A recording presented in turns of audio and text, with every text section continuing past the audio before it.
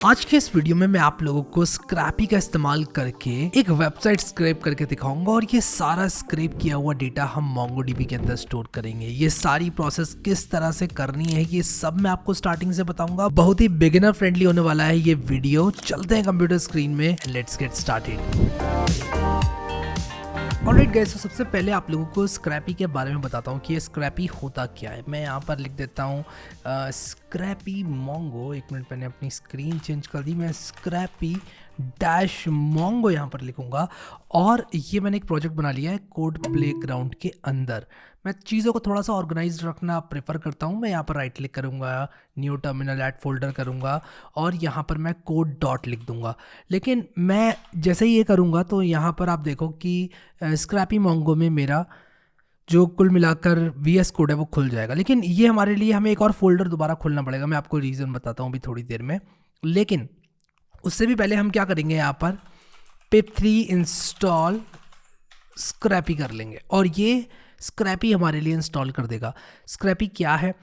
Scrapie सिर्फ एक Python package नहीं है, ये एक फ्रेमवर्क है फॉर वेब स्क्रैपिंग और वेब क्रॉलिंग। क्रॉलिंग का मतलब कि एक अगर आप इसको एक URL दे देते हो तो ये पूरी की पूरी वेबसाइट को क्रॉल भी कर सकता है। ठीक है, मतलब उस URL को बेस मानते हुए कि बाकी सारे सब URLs में जाएगा, सब पेजेस में जाएगा और जाकर ये कुल मिलाकर आपको पूरी वेबसाइट को स्क्रैप करके दे देगा। तो ये बेसिकली आइडिया होता है स्क्रैपी का। ठीक है, तो यहाँ से स्टार्ट करते हुए जैसे ही हम इंस्टॉल कर लेंगे वैसे ही हम एक नया स्क्रैपी प्रोजेक्ट स्टार्ट कर सकते हैं। लेकिन जब भी हम इस तरह का कोई फ्रेमवर्क यूज़ करते हैं, मैं हमेशा आप लोगों से कहूँगा आप ऑफिशियल डॉक्यूमेंटेशन पर पहुंच जाया करो, इवन इफ आपको कोड स्निपेट्स याद भी हैं तब भी।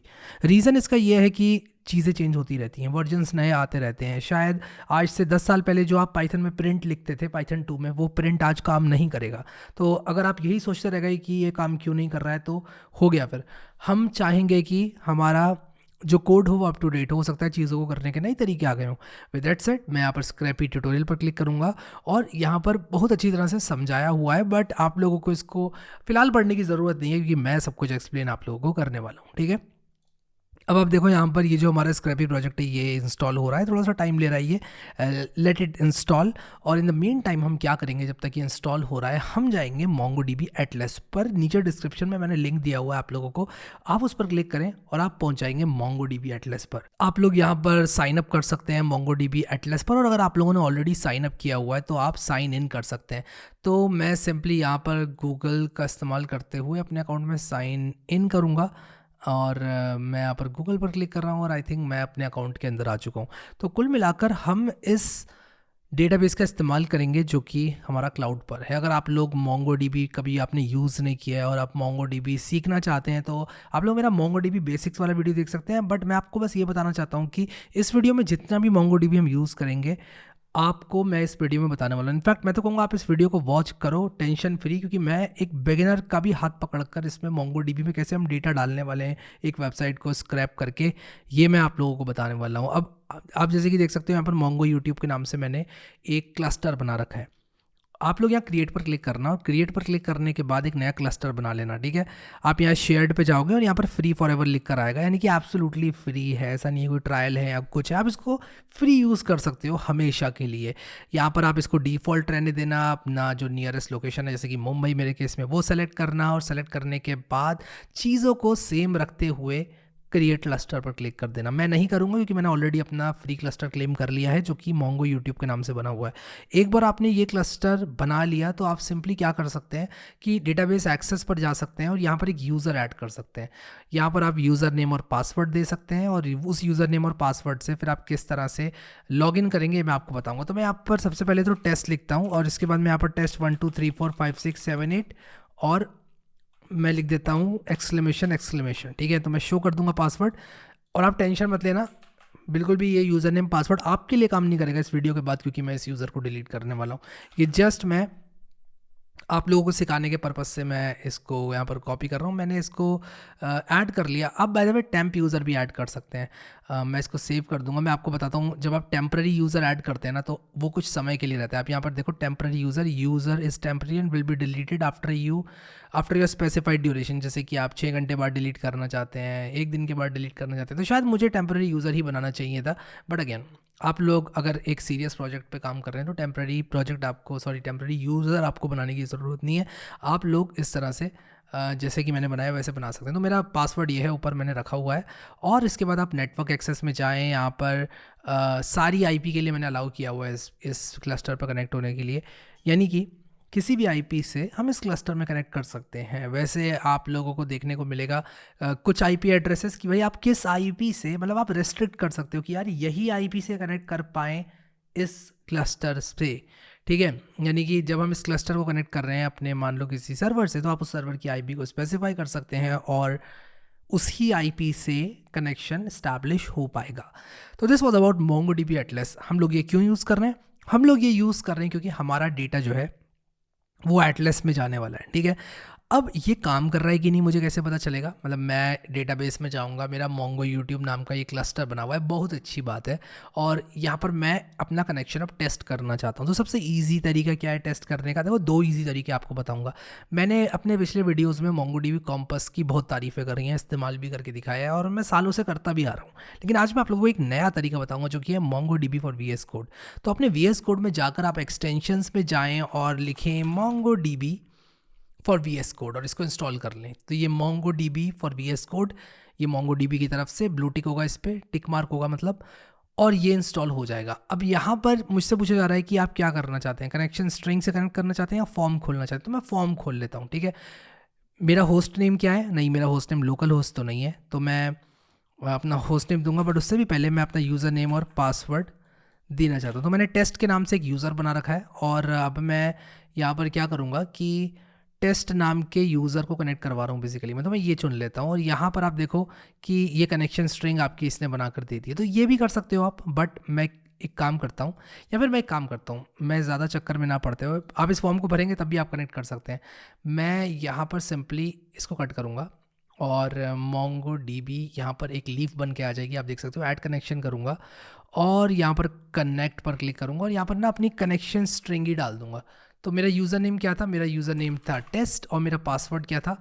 मेरा पासवर्ड था, तो मैंने अपना पासवर्ड यहाँ पर टाइप कर दिया है, user name colon password @host। मैंने सिंपली यूज़र नेम और पासवर्ड की जगह पर अपना एक्चुअल यूज़र नेम और पासवर्ड डाल दिया है और मैं एंटर दबाऊंगा और ये कनेक्ट हो रहा है, कनेक्टिंग, और कनेक्शन सक्सेसफुल हो चुका है, यानी कि यहाँ पे हम कनेक्ट हो चुके हैं। अब मैं यहाँ पर क्रिएट प्लेग्राउंड पर क्लिक करूँगा और ये हमारी एक स्क्रिप्ट है जो कि हम लिख सकते हैं और यहाँ पर एक पर्टिकुलर डेटाबेस को हम यूज़ कर सकते हैं और यहाँ पर इस तरह से स्क्रिप्ट्स लिखकर हम डेटाबेस पर कमांड्स चला सकते हैं, विच इज़ वेरी कन्वीनियंट, ठीक है।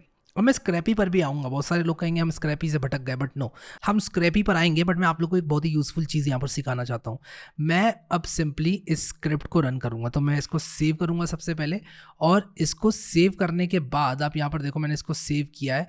अब मैं इसको रन करूँगा, तो मैं यहाँ पर आप रन बटन देख रहे हो एक, इसको मैं रन करूँगा और मैं इसको येस कर दूँगा और यहाँ पर आप देखो ये मैंने रन कर दिया। अभी कह रहा है user is not allowed to do action insert on MongoDB playground.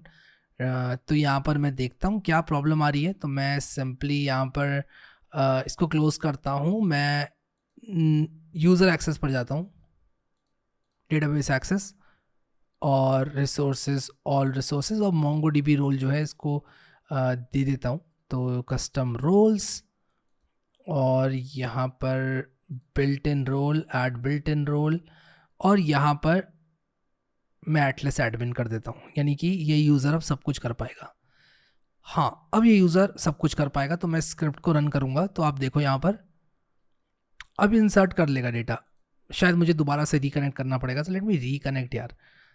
मैं ऑलरेडी कनेक्टेड हूँ अपने डेटाबेस से, तो मुझे रिकनेक्ट करने की ज़रूरत है। तो मैंने अपना VS कोड रीस्टार्ट करके इसको दोबारा से किया, तो ये कुछ देर के बाद हो गया। तो कभी कभी 1 मिनट लग जाता है एक्सेस अपडेट होने में और चेंजेस यहाँ पर आने में।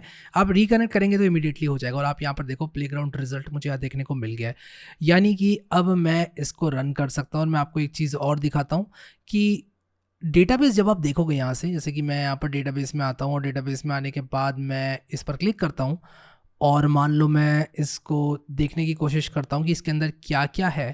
तो मैं यहाँ पर कलेक्शंस में जाऊंगा और कलेक्शंस में जाने के बाद आप देखो यहाँ पर MongoDB VS Code प्लेग्राउंड नाम का जो ये डेटाबेसेस के अंदर सेल्स के अंदर ये सारा डेटा आ चुका है। तो आप इस तरह से एक्सपेरिमेंट्स कर सकते हैं अपने MongoDB डेटाबेस के साथ, अपनी एग्रीगेशन पाइपलाइंस को रन करके देख सकते हैं। स्क्रिप्ट्स बनाकर MongoDB पर चलाना बहुत ईजी हो चुका है MongoDB VS Code एक्सटेंशन के आने के बाद से, ठीक है। तो इसको ज़रूर रखो, मैं तो इसको इंस्टॉल करके रखता हूँ और इसको काफ़ी अच्छे टूल की तरह इस्तेमाल करता हूँ MongoDB सीखने के लिए भी, और वैसे भी अपने पर्सनल डेटा को एनालाइज करने के लिए। मैं इसको भी बंद कर देता हूँ, ठीक है। इसको बंद करता हूँ, इसको बंद करता हूँ, और हम कनेक्ट हो चुके हैं अभी अपने MongoDB क्लस्टर से। जस्ट आपको रिमाइंड करा रहा हूँ, और एक नया प्लेग्राउंड बनाकर मैं अपने डेटाबेस पर स्क्रिप्ट्स जो है वो चला सकता हूँ। तो हम लोग आएंगे MongoDB पर, लेकिन अभी ये देखते हैं कि स्क्रैपी के क्या हाल है। हमने स्क्रैपी को इंस्टॉल किया था, यस, स्क्रैपी के हाल बहुत बढ़िया है। हम अब क्या करेंगे, एक नया स्क्रैपी प्रोजेक्ट बनाएंगे। तो एक नया स्क्रैपी प्रोजेक्ट बनाने के लिए सिंपली हमें क्या करना होगा, स्क्रैपी स्टार्ट प्रोजेक्ट और प्रोजेक्ट का नाम। तो मैं यहाँ पर जल्दी से क्या करूँगा, अपने VS Code में आऊँगा दोबारा से, और यहाँ पर लिखूँगा स्क्रैपी और स्टार्ट प्रोजेक्ट, और इसका नाम मैं यहाँ पर रखता हूँ लेट अस से बुक्स डेटा, ठीक है।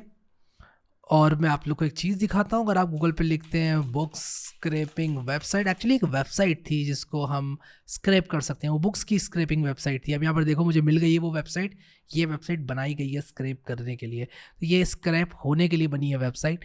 आप यहाँ पर इस वेबसाइट को स्क्रैप कर सकते हैं और पर्टिकुलर बुक के बारे में इंफॉर्मेशन निकाल सकते हैं। देखो यहाँ पर इसका डिस्क्रिप्शन है, यहाँ पर प्रोडक्ट इन्फॉर्मेशन है, और इसका प्राइस, इसका टाइटल। सिमिलरली आप होम पेज पर आएंगे तो अलग अलग किताबें यहाँ पर जो है आप लोगों को देखने को मिलेंगी हर टॉपिक से रिलेटेड, ठीक है। तो हम इसको स्क्रैप करने वाले हैं बेसिकली इस वीडियो ट्यूटोरियल के अंदर, ठीक है। और उसके बाद वो जो डेटा है वो हम डालेंगे MongoDB में। तो बेसिकली हम एक सिस्टम बनाने जा रहे हैं जो कि एक वेबसाइट को स्क्रैप करेगा और data as MongoDB document save कर देगा, ठीक है। तो हमने यहाँ पर एक नया प्रोजेक्ट बनाया था स्क्रैपी में। तो स्क्रैपी प्रोजेक्ट बनाने के बाद मैं थोड़ा डेस्कटॉप्स को अरेंज करना पसंद करता हूँ ताकि मैं इस तरह से नेविगेट कर सकूँ। तो देखो यहाँ पर जैसे ही मैंने ये कमांड रन किया, ये कह रहा है कि आप यहाँ पर एक नया स्पाइडर बना सकते हैं ये कमांड यूज़ करके, ठीक है। तो मैं यहाँ पर एक नया स्पाइडर जनरेट करूँगा और स्पाइडर का नाम रखूँगा। मैं आपको कुल मिला के बताता हूँ ये सब चीज़ें हैं क्या, क्योंकि मुझे पता है अगर आप एक बिगिनर हो तो कंफ्यूज ज़रूर हुए होगे। स्क्रैपी बेसिकली एक फ्रेमवर्क है। अगर आपने जेंगो के साथ काम किया, एंगुलर के साथ काम किया, Next.js के साथ तो किया होगा, अच्छा रिएक्ट के साथ तो किया होगा। तो बेसिकली क्या होता है, जब आप क्रिएट रिएक्ट ऐप से या फिर आप जेंगो से एक नया प्रोजेक्ट बनाते हैं तो कुछ फाइल्स आपको ऑटोमेटिकली जनरेट होकर मिलती हैं। लेट अस अज्यूम कि आपने इनमें से किसी भी चीज़ पर काम नहीं किया, तो मैं आपको बता दूं कि स्क्रैपी जब भी एक नया प्रोजेक्ट आप बनाते हैं स्क्रैपी में, तो ये फाइल्स ऑटोमेटिकली आपको जनरेट करके देता है। इस फोल्डर के अंदर और भी बहुत सारी फाइल्स हैं, लेकिन आपको इन फाइल्स की टेंशन अभी नहीं लेनी है, क्योंकि मैं आप लोगों को ये बताऊंगा कि कैसे स्क्रैप करना है डेटा, उसके बाद ही हम कुछ करेंगे, ठीक है। अब स्क्रैपी में कॉन्सेप्ट होता है स्पाइडर का। स्पाइडर का मतलब होता है, हिंदी में मकड़ी होता है, बट यहाँ पर वेब स्पाइडर का मतलब होता है a program capable of crawling the web. तो वेब क्रॉलिंग का मतलब होता है वेब पर जाकर डॉक्यूमेंट्स को ढूंढना, पेजेस को ढूंढना, और हो सके तो उनको सेव करके भी रखना, ठीक है। तो यहाँ पर देखो बुक्स डेटा, और फिर बुक्स डेटा नाम से यहाँ पर एक फोल्डर बना हुआ है, और यहाँ पर एक स्पाइडर्स नाम का फोल्डर है, और इसमें सिर्फ एक init.py है। तो हम एक नया स्पाइडर बनाएंगे इस कमांड का यूज़ करके। मैं ये ऊपर से छाप रहा हूँ कमांड, ऐसा नहीं है कि मैं याद करके बैठा हुआ हूँ, मैंने यहाँ पर ऊपर से देख रहा हूँ कमांड। और यहाँ पर मैं रखूँगा बुक्स, और यहाँ पर अपने डोमेन का नाम, और मेरे डोमेन का नाम क्या है, toscript.com, ठीक है। तो मैं यहाँ पर toscript.com लिखता हूँ और मैं लिखूँगा toscript.com, और जैसे ही मैंने एंटर मारा आप देखो यहाँ पर एक स्पाइडर बन जाएगा, और स्पाइडर का नाम क्या होगा, उस स्पाइडर का नाम होगा बुक्स, ठीक है। अभी बुक्स नाम का स्पाइडर हमें कहाँ मिलेगा, ये बुक्स नाम का स्पाइडर हमको यहाँ पर मिलेगा, और आप देख सकते हो कि एक नया स्पाइडर बन चुका है जिसका नाम है books.py, और यहाँ पर अलाउड डोमेन्स में ये लिखा हुआ है, स्टार्ट URLs में ये लिखा हुआ है, और एक पार्स मेथड मुझे दिया हुआ है। अब ये सब क्या है, लेट मी एक्सप्लेन, ठीक है। अब क्या होता है कि एक नया स्पाइडर हमने बना लिया, यानी कि हमने एक नया प्रोग्राम बना लिया जिसकी सहायता से हम लोग स्क्रैप करने वाले हैं।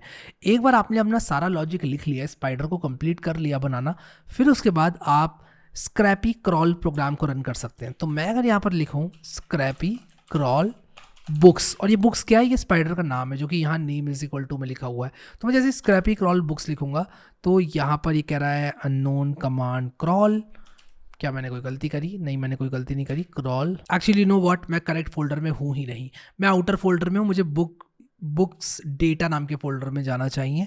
तो मैं काम करता हूँ कि यहाँ पर cd करके बुक्स डेटा के अंदर चले जाता हूँ, बुक्स डेटा, और ये जो स्पाइडर मैंने बनाया ना इसको मैं मूव करूंगा स्पाइडर्स नाम के फोल्डर में। तो मैं इसको यहाँ मूव करूंगा स्पाइडर्स नाम के फोल्डर में। तो ये अभी मेरा स्पाइडर्स नाम के फोल्डर में जा चुका है। अब मैं अपना कमांड चलाऊंगा तो ये चल जाएगा। आप देखो यहाँ पर अभी ये सारी चीज़ें हो रही हैं, और इसने क्या किया कि सारा डेटा यहाँ पर लेकर और पार्स मेथड को रन किया। तो मैं अगर यहाँ पर प्रिंट करूँ और लिखूँ आई एम पार्सिंग, और इसको मैं एक टैब बना देता हूँ यहाँ पर ऊपर ताकि आप लोग क्लियरली देख पाओ। मैं यहाँ पर अपना जो टर्मिनल है Ctrl+L दबाकर इसको मैं क्लियर करूँगा, और आप देखो यहाँ पर आई एम स्क्रैपिंग जो है वो आपको कहीं ना कहीं देखने को मिल ही जाएगा। तो मैं Ctrl+F करता हूँ, आई एम पार्सिंग, सॉरी ये देखो आई एम पार्सिंग मैंने लिखा, ये हमें देखने को मिल गया। अब क्या होता है ये आपको बताता हूँ। जैसे ही आप एक नया स्पाइडर बनाते हो, आप कहते हो कि ये अलाउड डोमेन्स है, ये मेरा स्टार्ट यूआरएल है, और यहाँ से स्क्रैप करना स्टार्ट करो, कंटेंट को पार्स मेथड से पार्स करो।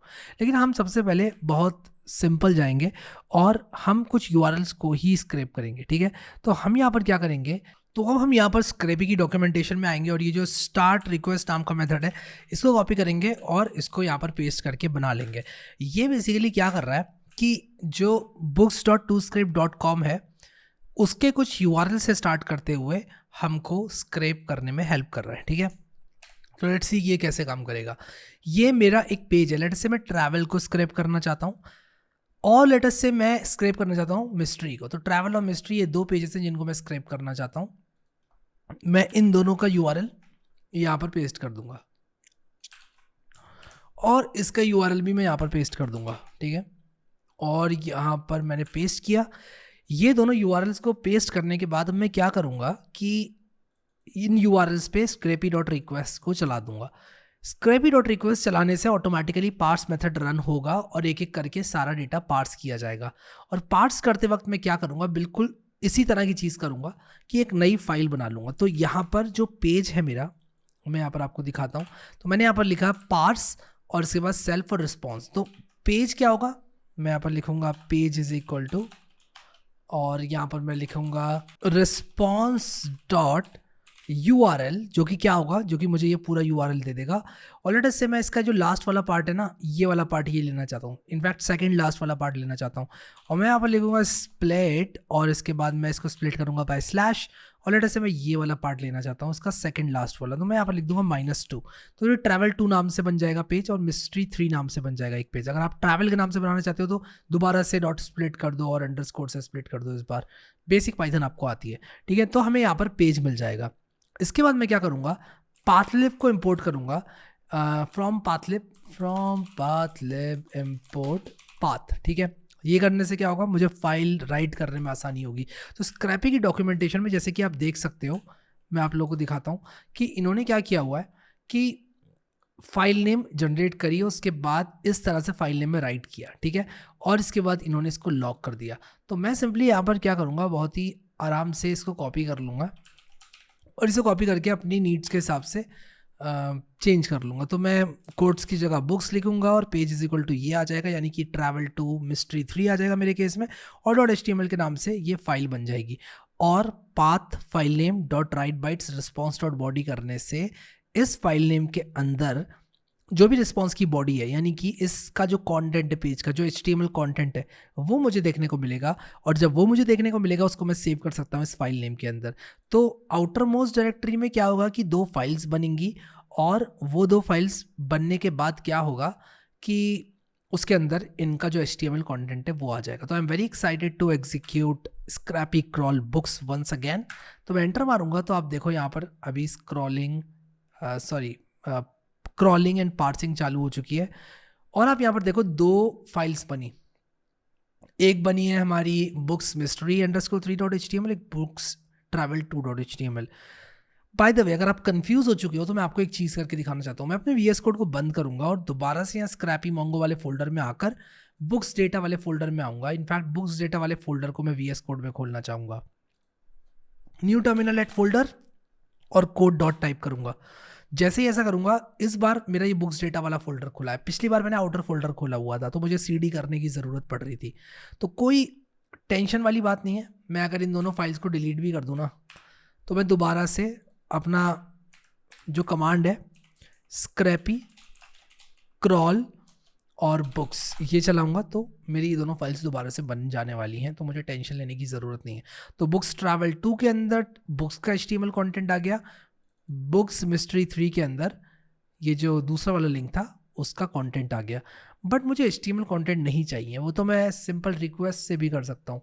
मुझे चाहिए इसका टाइटल में भी या फिर इसके अंदर जो कंटेंट है तो वो कैसे प्राप्त किया जाए, और फिर मुझे वो डेटा डालना है अपने MongoDB डेटाबेस के अंदर भी, तो वो भी मुझे चाहिए। अब जिस तरह से मैंने इस वेबसाइट को स्क्रैप किया है उस तरह से आप किसी भी वेबसाइट को स्क्रैप कर सकते हैं। स्काई इज़ द लिमिट, आप इसको और कॉम्प्लिकेटेड लेवल पर और ऊपर लेकर जा सकते हैं। मैं आप लोगों को यहाँ पर इन बुक्स का और इन बुक्स की रेटिंग का, इन बुक्स के प्राइसेस का, स्टॉक में है कि नहीं, ये सारा डेटा, मे बी इमेज के लिंक का डेटा भी अगर हम लोग निकाल लें तो उसमें भी कोई प्रॉब्लम नहीं होनी चाहिए। तो ये इमेज के लिंक का डेटा भी हम लोग निकाल सकते हैं।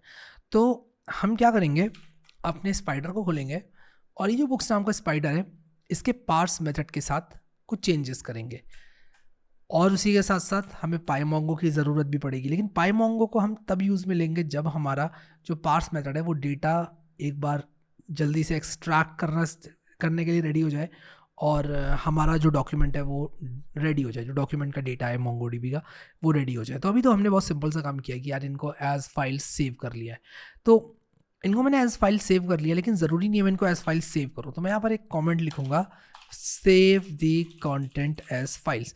लेट से सिर्फ मैं प्राइस पता करना चाहता हूँ, मैं सिर्फ ये यहाँ पर दिखाना चाहता हूँ कि price of item this is this, कुछ इस तरह से करना चाहता हूँ। तो ये जो मेरा मिस्ट्री वाला पेज है, या फिर ट्रैवल से शुरू करते हैं, ट्रैवल वाला पेज है, इसके टाइटल को कैसे मैं प्राप्त करूँगा। तो अगर मैं इसके टाइटल को देखूँ तो जो प्रोडक्ट पॉड है, पहला प्रोडक्ट पॉड है, इनफैक्ट मैं सारे प्रोडक्ट पॉड्स को लेकर आऊँगा और इनके अंदर के H3 के कंटेंट को ले लूँगा। तो मैं सिंपली यहाँ पर क्या करूँगा, मैं लिखूँगा response.css और यहाँ पर डॉट प्रोडक्ट पॉड।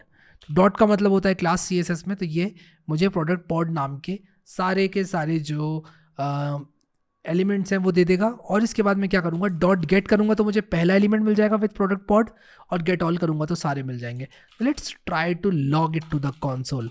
और पाइथन में प्रिंट ए करना पड़ता है कंसोल में लॉग करने के लिए। तो मैं सिंपली यहाँ पर क्या करूँगा, इसको कुछ इस तरह से टर्मिनल को यहाँ लेकर आऊँगा, यहाँ से ट्रैक करना होता है, यहाँ लेकर आऊँगा और Ctrl+L दबाकर स्क्रैपी क्रॉल बुक्स दोबारा रन करूँगा। और मैं देखना चाहूँगा कि मुझे क्या मेरा ये प्रोडक्ट पॉड नाम का जो आर्टिकल है वो मिला कि नहीं। यस, मुझे मिला। तो article class is equal to product pod मुझे मिल गया। यहाँ पर एक चीज़ इंश्योर करने की आपको ज़रूरत है कि जो प्रोडक्ट पॉड नाम की क्लासेस सिर्फ इनमें होनी चाहिए, कहीं और पेज में नहीं होनी चाहिए थ्रू आउट, वरना प्रॉब्लम क्या होगी, वो भी स्क्रैप हो जाएगा। बट लकीली मेरे लिए इस पेज में सिर्फ यहीं पर है। तो article class is equal to product pod, मैंने यहाँ पर पहला जो प्रोडक्ट पॉड था वो एक्सट्रैक्ट कर लिया। अब लेट अस से कि मुझे इस प्रोडक्ट पॉड के अंदर का ये जो H3 है इसका टेक्स्ट चाहिए, एंड लेट अस से इसके अंदर मेरे पास और क्या है, प्रोडक्ट प्राइस है वो चाहिए। तो ये सारी चीज़ें मैं एक्सट्रैक्ट कर सकता हूँ। तो लेट अस से मुझे सारे प्रोडक्ट प्राइसेस चाहिए, तो मैं यहाँ पर क्या कर सकता हूँ, मैंने A इज इक्वल टू लिखा response.css प्रोडक्ट पॉड। अब मैं यहाँ पर लिख सकता हूँ B इज इक्वल टू, और मैं लिख सकता हूँ A.css, और A.css करके मैं क्या करूँगा, लेट अस से मैंने लिख दिया A, ठीक है, और मैं B को प्रिंट करूँगा। अभी मैं यहाँ पर प्रिंट B करूँगा और यहाँ पर चलाऊँगा अपना क्रॉलर। तो आप लोग यहाँ पर देखना कि ये सारे जो एंकर टेक्स्ट है वो मुझे यहाँ पर मिल गए हैं, ठीक है। मैं इन एंकर टेक्स्ट के साथ कुछ भी कर सकता हूँ, और ये मुझे दोनों पेजेस के लिए मिले हैं, ठीक है। तो पेज इज इक्वल टू मेरा पहला पेज है। तो लेट अस से कि मैं इस डेटा को एक्सट्रैक्ट करना चाहता हूँ एक MongoDB डॉक्यूमेंट के तौर पर, ठीक है। तो मैं इस MongoDB डॉक्यूमेंट को किस तरह से पॉपुलेट करूँगा ये आप देखते जाना। तो मान लो कि मैं इस पर्टिकुलर पेज के लिए एक कलेक्शन बनाता हूँ MongoDB में, और इस पर्टिकुलर पेज के लिए एक और कलेक्शन बनाता हूँ MongoDB में, और मैं उन कलेक्शंस को डॉक्यूमेंट से पॉपुलेट करता हूँ where respective document is a book detail, ठीक है। तो मैं एक डिक्शनरी बनाऊँगा और मैं यहाँ पर एक book detail is equal to let us say एक एम्प्टी डिक्शनरी बनाता हूँ। जब मैं book detail is equal to एक एम्प्टी डिक्शनरी बनाऊँगा तो मैं इसको पॉपुलेट करना चाहूँगा, जाहिर सी बात है। तो मैं इसको पॉपुलेट कैसे करूँगा, तो मुझे ये सारे के सारे जो टाइटल हो गया, स्टार्स हो गए, इमेज हो गया, ये सब मुझे चाहिए। तो मैंने एक बार क्या किया, प्रोडक्ट पॉड ये ले लिया, तो मैं यहाँ पर लिखता हूँ container is equal to response dot C S S product underscore pod. अब मैं यहाँ पर लिखता हूँ फॉर आइटम इन कंटेनर, या फिर मैं लिख सकता हूँ इसको कार्ड लिख देता हूँ और मैं आइटम इन कार्ड लिख देता हूँ। अब मैं क्या कर सकता हूँ, कंटेनर नहीं कार्ड, मैं कह सकता हूँ फॉर आइटम इन कार्ड, यानी कि सारे कार्ड्स मुझे यहाँ पर मिल गए। तो मैं थोड़ा सा और इसको इजी करना चाहूँगा, रीडेबल बनाना चाहूँगा। मैं कहूँगा for card in cards where one card is ये इमेज, रिव्यूज़, टाइटल, प्राइस और स्टॉक में है कि नहीं, ठीक है। और इन कार्ड्स में मैं क्या करना चाहता हूँ, अब ये सारी चीज़ें एक्सट्रैक्ट करना चाहता हूँ। तो आप देखो यहाँ पर इसमें इमेज है img.src है, और यहाँ पर आप देख सकते हो कि जो इमेज का सोर्स है वो मुझे यहाँ पर मिल रहा है। क्या इसके अंदर कोई और इमेज है? इसके अंदर और कोई इमेज नहीं है, तो मैं डायरेक्टली इमेज भी अगर इसमें से लेना चाहूँ तो ले सकता हूँ, बट मैं थोड़ा सेफ खेलते हुए इमेज कंटेनर क्लास के अंदर से जो इमेज है वो लूँगा। तो मैं यहाँ पर क्या कर सकता हूँ, मैं कह सकता हूँ image is equal to card dot C S S, और मैं कहूँगा जो इमेज कंटेनर है उसके अंदर की जो img है वो डॉट गेट करो और प्रिंट कर दो इमेज, ठीक है। और ये चीज़ जैसे ही मैं करके रन करूँगा तो आप देखो मुझे जो इमेज है वो मिल जाएगी। तो मैं ये कर रहा हूँ और आप देखो मुझे इमेज SRC ये सारे मिल गए हैं टैग्स। तो ये सारे टैग्स मुझे मिल गए हैं और अब मुझे इसके अंदर का जो SRC है उसको एक्सट्रैक्ट करना है, ठीक है। तो स्क्रैपी में अब मुझे एट्रीब्यूट को एक्सट्रैक्ट करना है कि एट्रीब्यूट मैं कैसे निकाल सकता हूँ, इमेज का SRC में कैसे ले सकता हूँ। तो ये काम आप लोग डॉट एट्रिब मेथड से कर सकते हैं। मैं आपको दिखाता हूँ किस तरह से यूज़ करते हैं। तो आप यहाँ पर लिख सकते हैं इमेज डॉट एट्रिब, और इमेज डॉट एट्रिब करके आप जैसे यहाँ पर SRC लिखते हैं तो आपको सिर्फ SRC देखने को मिलेगा। तो मैं एक क्रॉलर दोबारा चलाऊँगा तो आप लोग देखो यहाँ पर इनफैक्ट मुझे एक एरर देखने को मिला है, str ऑब्जेक्ट है नो एट्रीब्यूट एट्रिब। तो मैं आपको बताता हूँ क्या गलती मैंने करी है यहाँ पर। तो मुझे यहाँ पर डॉट गेट नहीं करना था इसको, इमेज को मुझे डायरेक्टली डॉट एट्रिब SRC करना होगा, क्योंकि जैसे ही मैं डॉट गेट चलाता हूँ वो एक टेक्स्ट में स्ट्रिंग में कन्वर्ट हो जाता है। तो आप देखो यहाँ पर ये सारे सोर्स मुझे मिल गए।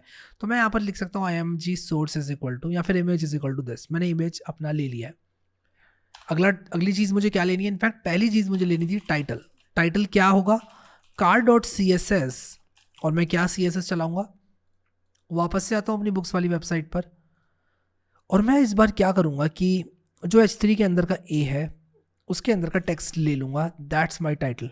तो H3 के अंदर का जो मेरा A है उसके अंदर का मुझे टेक्स्ट चाहिए। तो मैं सिंपली यहाँ पर क्या कर सकता हूँ, मैं आपको दिखाता हूँ कि मैं H3 के अंदर का A लेना चाहता हूँ, या फिर अगर मैं सिर्फ A भी लूँ तब भी चलेगा, but let's take direct A inside of H3, और मैं यहाँ पर कुछ इस तरह से टेक्स्ट लिख देता हूँ, ठीक है। और यहाँ पर डॉट गेट कर देता हूँ और प्रिंट करता हूँ टाइटल को। लेट्स सी व्हाट हैपेंस कि क्या मुझे टाइटल देखने को मिलता है कि नहीं मिलता है। तो मुझे टाइटल देखने को मिल रहा है, आप देख सकते हो यहाँ पर a murder in time, the murder of Roger, last mile, darkness. तो टाइटल भी मेरा मुझे मिल चुका है। अगली चीज़ मुझे क्या चाहिए, अगली चीज़ मुझे इस इमेज का SRC मैंने ले लिया है, ये टाइटल मैंने ले लिया है, मुझे स्टार रेटिंग चाहिए, और वो मुझे स्टार रेटिंग नाम की क्लास में मिलेगी। और मैं कैसे पता लगाऊंगा कि ये कितने स्टार रेटेड है, ठीक है। तो आप यहाँ पर देखो कि ये भी आइकन स्टार है, ये भी आइकन स्टार है, लेकिन कुछ आइकन स्टार्स जो हैं वो कुछ 2 स्टार्स यहाँ पर हैं, कुछ 3 स्टार्स हैं। तो I need to figure out a way जिससे मुझे पता चले कि कितनी स्टार रेटिंग्स है। तो ये जो स्टार रेटिंग है इसके बाद जो लिखा हुआ है वो इसकी स्टार रेटिंग है। मतलब आप समझ रहे हो कि जो पैराग्राफ है जिसमें स्टार रेटिंग लिखा हुआ है उसके बाद जो लिखा हुआ है वो इसकी स्टार रेटिंग है। तो ये कैसे करेंगे, थोड़ा कॉम्प्लिकेटेड है बट विल डू इट, ठीक है। तो मैं रेटिंग इज इक्वल टू लिखूंगा कार्ड डॉट CSS। मैं कहूँगा यार मुझे वो एलिमेंट दे दो जिसमें क्या है, कार्ड के अंदर स्टार रेटिंग नाम की क्लास है। तो डॉट स्टार डैश रेटिंग। अब मुझे क्या करना है, मुझे इसका एट्रिब दे दो। कौन सा एट्रिब दे दो, इसकी क्लास दे दो यार, ठीक है। Let's print it and I am sure कि जो हमें रेटिंग मिलने वाली है अभी वो इसका जो क्लास नेम है वो मिलेगा, होपफुली, लेट्स सी। तो यहाँ पर देखो star rating 2, star rating 5, star rating इस तरह से मिला हुआ है। तो मुझे जो स्टार रेटिंग वाला टेक्स्ट है वो रिमूव करना है। कैसे करूँगा, डॉट स्प्लिट से। ठीक है। तो मैं यहाँ पर लिखूंगा डॉट स्प्लिट और लिख दूंगा split it by space and get the first element of the split list. Let's see. तो ये मैंने जैसे ही किया, आप देखो यहाँ पर मुझे 1 2 3 ये स्टार रेटिंग भी देखने को मिल रही है। तो टाइटल है हमारे पास, स्टार रेटिंग है हमारे पास, इमेज है हमारे पास। लेट्स गो, लेट्स सी कि अगली चीज़ हमें क्या एक्सट्रैक्ट करनी है। The most important thing which is the price. तो आप यहाँ पर देखो कि जो प्राइस है वो प्राइस कलर नाम की क्लास में ऐसे ही रखा हुआ है, विच इज़ अमेजिंग। हम यहाँ पर सिंपली प्राइस को एक्सट्रैक्ट करने के लिए लिखेंगे price is equal to card dot C S S, और यहाँ पर प्राइस कलर नाम का ये जो हमारा कार्ड के अंदर प्राइस कलर क्लास को रखने वाला जो एलिमेंट है उसका टेक्स्ट ले लेना है बस। और इस तरह से हम टेक्स्ट लगाते तो आपको मालूम ही है कि टेक्स्ट आ जाता है। और प्रिंट करता हूँ प्राइस और देखता हूँ कि क्या मुझे प्राइस मिलता है कि नहीं। Let's see. हाँ, मुझे प्राइस भी मिल रहा है। अमेजिंग। तो मुझे प्राइस भी मिल रहा है। अगर आप इसको एक नंबर बनाना चाहते हो तो ये पाउंड सिंबल हटा लेना, and you know how to do that. ठीक है, सिंपल पाइथन, बेसिक पाइथन आप कर लोगे। अब ये स्टॉक में है कि नहीं ये कैसे पता लगाया जाए। ये हमेशा अवेलेबल मुझे दिख रही है बुक्स। क्या कोई ऐसी बुक है जो स्टॉक में नहीं है? मैं देखता हूँ नेक्स्ट पर क्लिक करके, क्या कोई ऐसी बुक है जो स्टॉक में नहीं है? कोई भी ऐसी बुक मुझे नहीं दिखी जो स्टॉक में नहीं है। बट आई एम गेसिंग, जब तक मैं वो केस देख ना लूँ तब तक मैं नहीं बता सकता, क्योंकि हर वेबसाइट का अपना अपना तरीका होता है। इनफैक्ट इसके अंदर का टेक्स्ट अगर मैं एक्सट्रैक्ट कर लूँ, I think that should do it. I think that should do. तो अगर मैं कुछ ऐसा करूँ कि जो मेरा आइकन ओके है, या फिर मैं डायरेक्टली कहूँ कि जो इन स्टॉक या अवेलेबिलिटी वाली क्लास है इसके अंदर का टेक्स्ट मुझे दे दो। Let's try to do this. तो मैं यहाँ पर लिखूँगा इन स्टॉक या फिर availability is equal to card dot C S S, और यहाँ पर मैं कहूँगा अवेलेबिलिटी नाम की क्लास के अंदर से टेक्स्ट को एक्सट्रैक्ट करके मुझे दे दिया जाए। Let's try to run a टॉलर। अब देखते हैं क्या होता है। तो यहाँ पर मुझे अवेलेबिलिटी देखने को नहीं मिली, यानी कि मैंने जब इसका टेक्स्ट एक्सट्रैक्ट करने की कोशिश करी, अवेलेबिलिटी नाम की जो क्लास है उसके अंदर का जो टेक्स्ट है वो मुझे देखने को नहीं मिला। ऐसा क्यों हुआ? वील हैव टू सी। तो अगर मैं सिर्फ अवेलेबिलिटी को प्रिंट करूं तब क्या होता है? Let's see. आई थिंक ये वाला जो एलिमेंट है इसको मिल नहीं पा रहा है। नहीं, मिल तो रहा है। मैंने डॉट गेट किया, उसके बाद इसके अंदर का जो टेक्स्ट है वो क्यों नहीं मिल पा रहा है इसको। Something that I need to figure out. मैं इसके अंदर के जो आई है उसका टेक्स्ट निकाल सकता हूँ, बट आई के अंदर का टेक्स्ट मुझे नहीं चाहिए। मुझे ये बाहर वाला टेक्स्ट चाहिए। डायरेक्टली इस एलिमेंट के अंदर वो टेक्स्ट है वो चाहिए। लेट्स ट्राई अगेन एंड सी कि क्या होता है। एक्चुअली वो मुझे मिल ही नहीं रहा है टेक्स्ट, और उसका रीज़न ये है कि जो स्क्रैपी है वो मुझे इसका टेक्स्ट नहीं दे रही है। तो अगर मैं सिर्फ गेट करूँ तो मुझे पूरा एलिमेंट मिल जाएगा, but element is not something that I want the text. How do I get the text? So guys let's do one thing. एक काम करते हैं कि अगर यहाँ पर ये जो आइकन ओके है वो हमें मिलेगा तब हम कहेंगे कि हाँ अवेलेबल है स्टॉक में, वरना नहीं है। ठीक है, तो एक काम करता हूँ, मैं यहाँ पर लिखता हूँ अवेलेबिलिटी डॉट, और मैं यहाँ पर सिंपली सी एस एस लिख कर डॉट आइकन डैश ओके लिखूँगा। ठीक है, और मैं इसको प्रिंट करने की कोशिश करता हूँ। इसको मैं प्रिंट करूँगा और यहाँ पर मैं जैसे ही इसको प्रिंट करूँगा तो देखो यहाँ पर मुझे सेलेक्टर मिला, यानी कि मुझे इसकी लेंथ मिल जाएगी।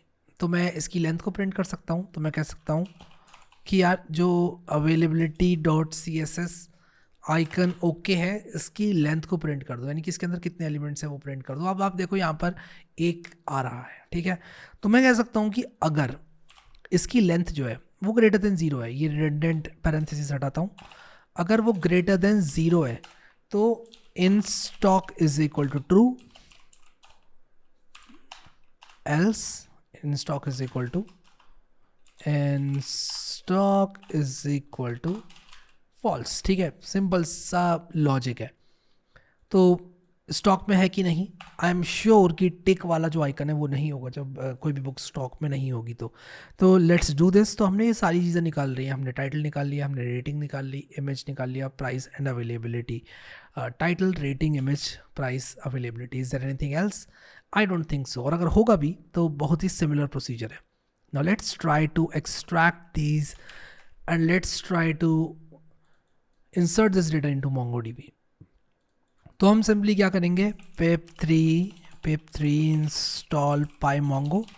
और pymongo को इंस्टॉल करने के बाद आपने सिंपली क्या करना है, pymongo के डॉक्स में जाना है और सिंपली जिस तरह से हम लोग MongoDB शेल के अंदर कमांड्स इशू करते हैं, pymongo को भी हम कमांड्स दे सकते हैं। तो मैं यहाँ पर सिंपली क्या करूँगा, pymongo डॉक्स लिखूँगा। और pymongo के डॉक्स यार काफ़ी अमेजिंग है, ट्रूली अमेजिंग। एक मोंगो क्लाइंट बना लो और मोंगो क्लाइंट बनाकर बहुत ही सिंपल इंट्यूटिव कमांड्स चलाना स्टार्ट कर दो। इनफैक्ट मैं तो सीधे यहाँ पर इसको कॉपी पेस्ट करूँगा। मैं सिंपली यहाँ पर अपनी मोंगो की स्क्रिप्ट बना लेता हूँ पहले। तो मैं यहाँ पर मोंगो script.py मैं अपनी मोंगो की स्क्रिप्ट बना लेता हूँ। एक क्लाइंट बनाया जाता है और क्लाइंट बनाकर आप सीधे जो कनेक्शन स्ट्रिंग है वो दे सकते हो। तो मैंने अपनी कनेक्शन स्ट्रिंग बनाई थी, मैं दोबारा से बना लेता हूँ कनेक्शन स्ट्रिंग। मैं डायरेक्टली यहाँ पर अपनी कनेक्शन स्ट्रिंग डाल सकता हूँ।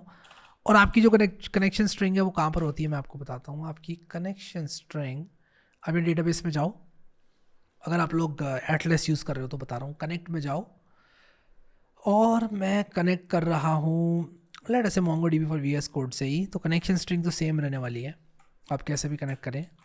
तो मेरे यूज़र नेम का नाम था टेस्ट और मेरे पासवर्ड का नाम था टेस्ट। यस, आई थिंक यही था and I think we are good to go. मैं वर्ड रैप को ऑन कर लेता हूँ, व्यू वर्ड रैप, ताकि आपको सब कुछ दिखे। तो हमारा क्लाइंट बन चुका है। एक बार हमने क्लाइंट बना लिया तो हम एक डेटाबेस को बना सकते हैं। तो मैं कहूँगा db is equal to client dot test database, या फिर मैं कहूँगा क्लाइंट डॉट बुक्स। और मान लो मैं बुक्स में कुछ इंसर्ट करना चाहता हूँ, ठीक है। एक कलेक्शन बनाता हूँ, इसके बाद अपने डेटाबेस के अंदर मैं या फिर एक काम करता हूँ, मैं स्क्रैपी लिख देता हूँ, डेटाबेस का नाम क्लाइंट डॉट स्क्रैपी, और कलेक्शन इज इक्वल टू मान लो मैं लिख देता हूँ कुछ इस तरह से, collection is equal to D B dot let us say text collection. Late us से कि मैं इस प्रोग्राम को रन करता हूँ। तो मैंने इस प्रोग्राम को रन किया। अब मैं अपनी कलेक्शन में जाऊँगा, पहले अपने मोंगो यूट्यूब इसको क्लस्टर को खोलूँगा और इसके बाद जैसे ही हम लोग यहाँ पर देखेंगे हमें कुछ मिला नहीं एक्चुअली। जब तक मैं कोई डॉक्यूमेंट इंसर्ट नहीं करूँगा ना तब तक मुझे कुछ दिखने वाला नहीं है। तो डॉक्यूमेंट को इंसर्ट करने के लिए मैं सिंपली क्या करूँगा, जिस तरह से यहाँ पर इंसर्ट हो रखा है मैं इसी को इंसर्ट कर दूँगा सीधे।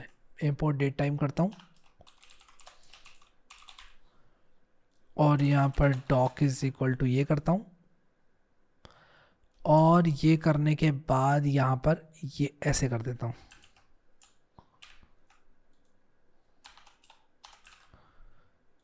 और जो मेरी कलेक्शन है वो क्या है, मान लो इसका नाम पोस्ट है, ठीक है। वैसे तो मैंने इसका नाम टेस्ट कलेक्शन रखा हुआ है, but let's try to run this program and let's see कि रिफ्रेश करने पर क्या मुझे मेरी कलेक्शन देखने को मिलती है। मुझे मेरी कलेक्शन देखने को नहीं मिली। Let's see what's wrong. मैं प्रिंट करूँगा पोस्ट अंडरस्कोर आईडी को और मैं डीबग करना चाहूँगा इस चीज़ को। मैंने क्या चला दिया, की नोट चला दिया गलती से, कोई बात नहीं, बंद करते हैं। तो मुझे इंसर्टेड आईडी भी मिल गई। तो मैं यहाँ पर देखना चाहूँगा कि प्रॉब्लम क्या है। रिफ्रेश करूँगा, मुझे मेरा डेटाबेस मिलना चाहिए। तो डेटाबेस मुझे मेरा मिल गया, स्क्रैपी टेस्ट कलेक्शन के अंदर मेरी कलेक्शन भी आ गई है। इनफैक्ट 2 डॉक्यूमेंट्स मुझे दिखने चाहिए। हाँ, मुझे मेरे दोनों डॉक्यूमेंट्स दिख रहे हैं, which means PyMongo is working perfectly. और बहुत ही ईजिली मैंने पाईमोंगो की सहायता से डेटा इंसर्ट कर दिया है, ठीक है। तो यहाँ पर post ID is equal to ये किया मैंने, फिर उसके बाद पोस्ट आईडी प्रिंट कर दी। अब इसी प्रोग्राम को मैं क्या करूँगा, लेकर जाऊँगा अपने books.py के अंदर, और books.py के अंदर ले जाने के बाद ये सारा डेटा जो है अपने MongoDB डेटाबेस के अंदर लेकर आऊँगा। तो पता है मेरा अगला गोल क्या होने वाला है। अब मैं यहाँ पर books.py के अंदर ही एक फंक्शन बनाऊँगा और इस फंक्शन का नाम मैं रखने वाला हूँ insert to db।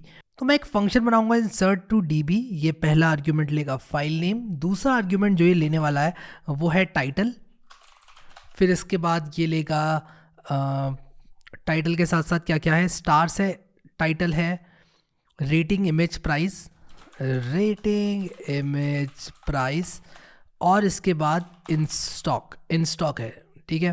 तो इन स्टॉक हो गया, प्राइस हो गया, इमेज हो गया, रेटिंग हो गया, टाइटल हो गया। अब ये सिंपली क्या करेगा कि मोंगो डीबी में इसको इंसर्ट कर देगा।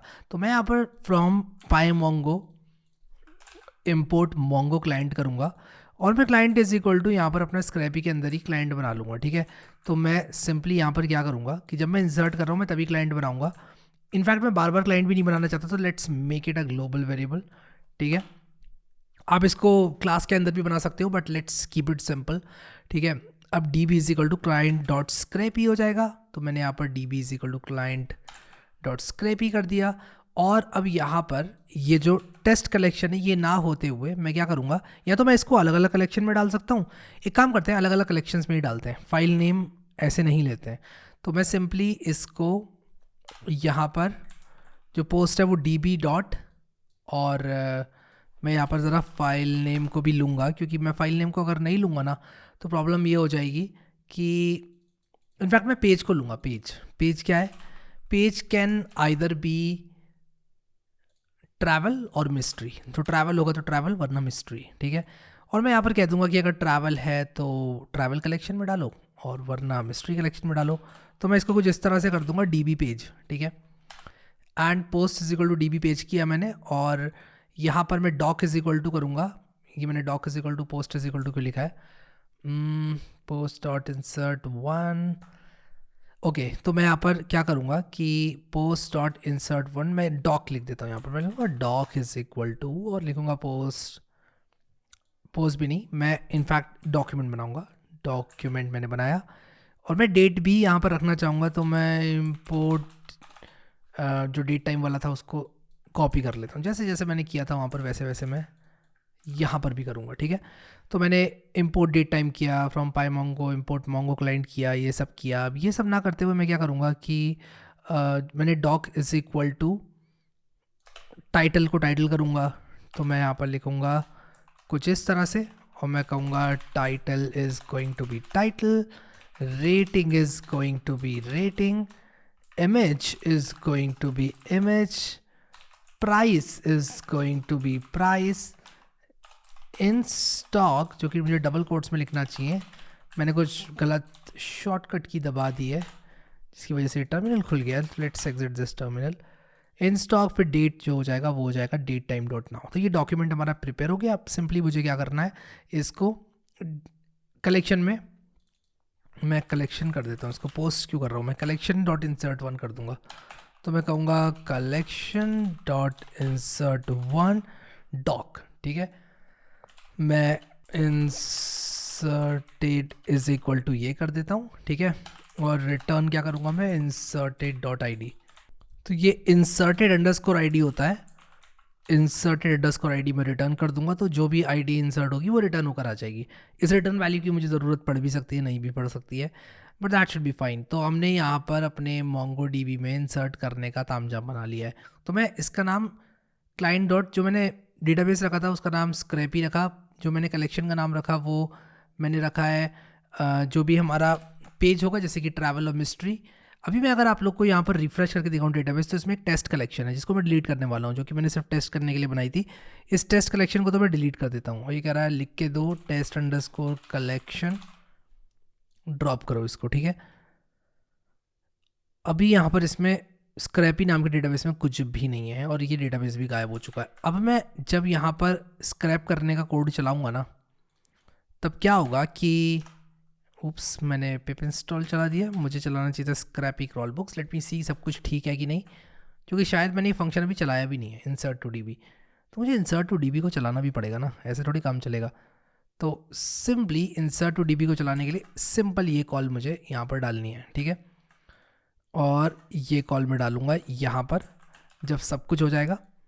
और ये इंसर्ट टू डीबी की कॉल मैंने यहाँ पर डाल दिया। आई होप कि कोई एरर नहीं आएगा, let's hope for the best. और इसको चला कर देखते हैं। तो स्क्रैपी क्रॉल बुक्स, और यहाँ पर आप देख सकते हो कि ये एक एरर मुझे देखने को मिला। ये एरर क्या है? Can not encode object. Okay, Scrapy dot selector dot unified selector. देखता हूँ यहाँ पर क्या दिक्कत आ रही है। ये ऐसे इसने मुझे क्यों एरर दिखाया? तो बेसिकली ये एरर ये कह रहा है कि यार आप कोशिश कर रहे हो एक सेलेक्टर ऑब्जेक्ट डालने की जो कि मोंगोडीबी में नहीं डाला जा सकता, जो कि सच भी है। तो टाइटल है, रेटिंग है। तो टाइटल मैंने किया, रेटिंग मैंने किया। Title, rating, image. ओके, तो मैंने इमेज को डायरेक्टली इंसर्ट किया। मुझे यहाँ पर इसको इंसर्ट करना है, तो इमेज का एसआरसी मुझे लेना है, जो कि मैंने नहीं लिया।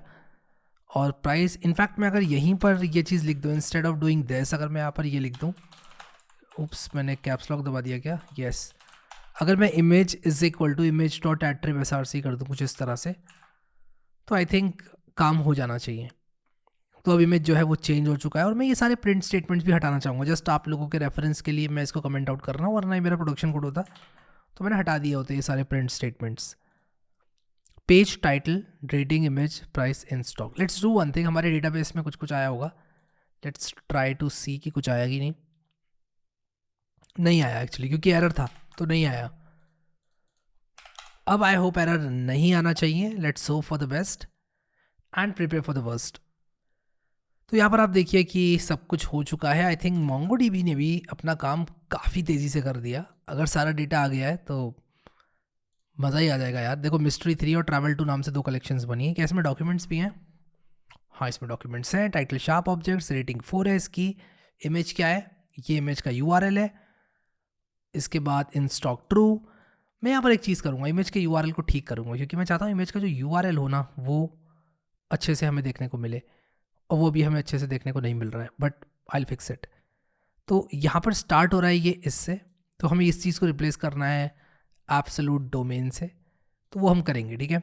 बट कितने डॉक्यूमेंट्स यहाँ पर आए मैं ये देखना चाहता हूँ। 20 डॉक्यूमेंट्स यहाँ पर आए, और यहाँ पर कितने डॉक्यूमेंट्स आए? 11 documents. And did you see कि कितना तेज़ था ये पूरा प्रोसेस, कितनी तेज़ी से सब कुछ मोंगोडीबी ने किया। सारा डेटा मोंगोडीबी पर काफ़ी तेज़ी से चला गया, and I am really appreciating it right now कि कितना बढ़िया यहाँ पर हमने प्रोग्राम लिखा है और इतनी तेज़ी से सारा काम हो गया। यानी कि अगर मैं बल्क में भी काम करूँ ना, मेरे पास मिलियंस रिकॉर्ड्स भी ना, तो I not hesitate to use it.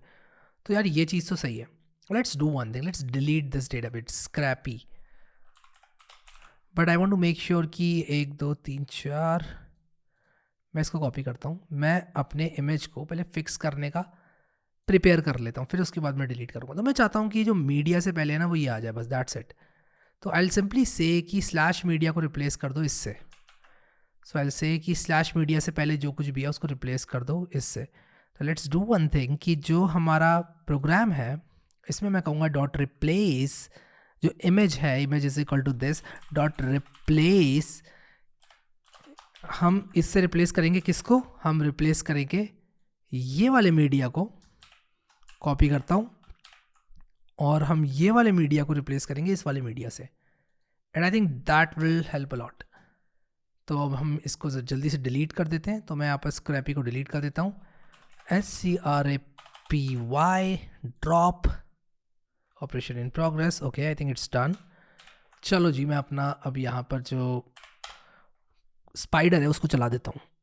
काफ़ी मज़ा आ रहा है यार ये सब करके, काफ़ी मज़ा आ रहा है। आप देख सकते हो यहाँ पर स्पाइडर फिनिश्ड, क्लोज कर दिया गया है स्पाइडर। रिफ्रेश करूँगा, डॉक्यूमेंट्स मुझे यहाँ पर मिलेंगे। एंड दिस टाइम मैं चाहता हूँ कि मुझे मेरे इमेज का URL कुछ इस प्रकार से मिले कि ओके, तो मुझे स्क्रैपी में जाना है। वही मैं सोच रहा था ये क्या आ रहा है लिखकर। मान लो मैं मिस्ट्री में जाता हूँ, मिस्ट्री 3 कलेक्शन में जाता हूँ, और अब मैं इस इमेज को ओपन करने की कोशिश करता हूँ, और लेट अस से कि मैं इसको कॉपी करता हूँ इस इमेज को, और control A control V enter, and yes I am getting this image. तो मैंने इस वेबसाइट का सारा डेटा स्क्रैप करके मोंगोडीबी में इंसर्ट कर दिया। एंड डिड यू सी कि इन स्टॉक स्मॉल ट्रू आ गया, क्योंकि जावास्क्रिप्ट में ट्रू स्मॉल t से होता है, पाइथन में कैपिटल T से होता है। This is PyMongo for you. PyMongo ये चीज़ ऑटोमेटिकली आप लोगों के लिए करता है। तो यार इस तरह से हम लोग जो है वेब स्क्रैपिंग कर सकते हैं। एक स्पाइडर बनाकर स्पाइडर को चला देना है और बाकी सारा काम हो जाएगा। आई होप कि आप लोग को ये चीज़ करके काफ़ी मज़ा आया। सो ये था हमारा प्रोजेक्ट जो कि हम लोगों ने कंप्लीट किया। आई होप कि आप लोगों को मज़ा आया होगा, और उसी के साथ साथ कई चीज़ें ऐसी हैं जो कि आप लोग ट्राई आउट कर सकते हो स्क्रैपी की डॉक्यूमेंटेशन पे जाकर। और भी बहुत सारी चीज़ें आप लोगों को देखने को मिलेंगी, और डिफरेंट वेबसाइट्स को आप स्क्रैप कर सकते हो।